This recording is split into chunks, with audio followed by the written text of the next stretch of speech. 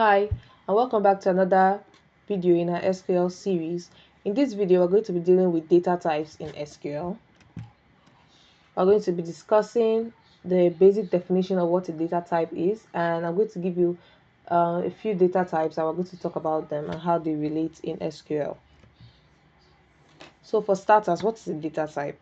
It's a way of grouping data values and defining them. So how I want the compiler or how I want the program I'm putting in these codes or how I want it to identify a source of data, that is a data type. So it's a classification of data that tells the compiler how the programmer intends to store the data. And we have various types, and the first one on our list that we'll be treating is the integer. So if you have a bit of programming knowledge, you will understand what an integer is. But an integer is used to store numeric data. So let's say 20, 10, 59, 70 is an integer, and we're using it to store numeric data, right?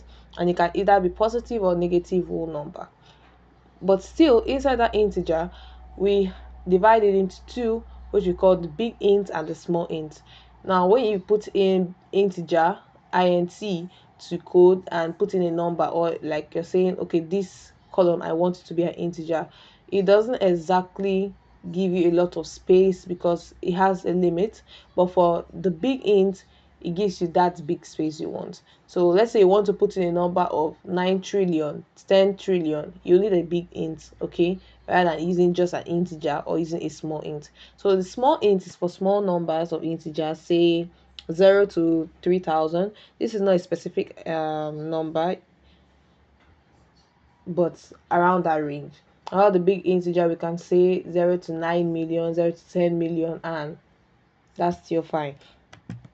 Another data type we're going to talk about is the decimal. So if you're, like I said, if you have programming knowledge, you will know it as double, okay? But in SQL, we call it decimal. So it's used to store numerical values that are not whole numbers, numbers that have a decimal point in between them. And sometimes this is provided maybe from a calculation that you're sure that, oh, if I do a division in this calculation, it's going to give me a decimal point in my calculation, right? So you're going to use a decimal to store values there. And if you know that you're going to input it yourself, that is going to be fixed, then you're going to use decimal. So it's still the same thing, just like a regular numbers that you're used to. Another one is going to be the float. The float is also similar to the decimal type, but for the float, you can do without setting a limit of numbers. So with decimal, you can say decimal 4 points or 3 points, just like how you break down numbers and say 3 decimal places or 4 decimal places. So when we do that, when you use decimal as a keyword in your SQL code, they are going to be asked how many spaces should we leave for your decimal places. So you're going to say 3 or 4. While for floats, as you can see on our screens, float just comes on its own. Like it has a decimal point already. It does not need you to give it a directive on how many figures should be after that point. Another data type we talk about is the char. So say you want to store letters. Say you want to write with SQL. You want to store names or phone numbers, or you want to store names and phone numbers joined together. So let's say we have something like mg dash 9125. You're going to use the char, okay?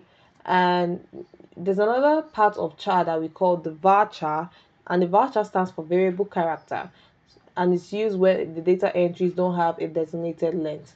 So let's say we want to write in the matriculation number of students or a registration number of students, and they are like 10 digits long with 2 letters at the end of it. We're going to use the varchar, and we're going to indicate in our varchar that for varchar, for this column, we're going to use varchar, and the highest number of things we're going to put in, the highest number of figures we're going to put in should be 20 or 30. It gives us that space to put in whatever we want, and it will hit the end mark of 50 or 30 depending on the number you put after the varchar.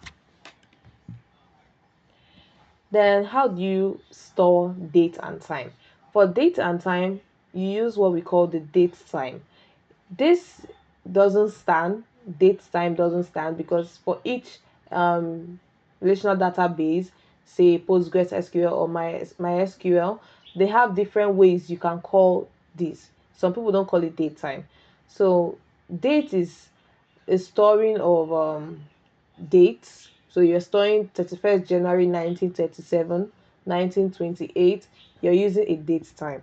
Okay. And if you're following along from the beginning, you realize that you can also store the date time in the char or the varchar, but it's not accurate enough, especially when you're going to use calculations, when you're trying to get some figures from the table, doing your query much later. So using a date time is more advisable, and it can carry out functions with date. So let's say we have a date in our table, and then maybe we want to find out what's today's date. If you try saving it with a varchar, it won't really give you exactly what you want, because there's another code for finding dates. So if you use date time to store your figures, it's easier for the system to understand that I need data from this column and I can get it immediately.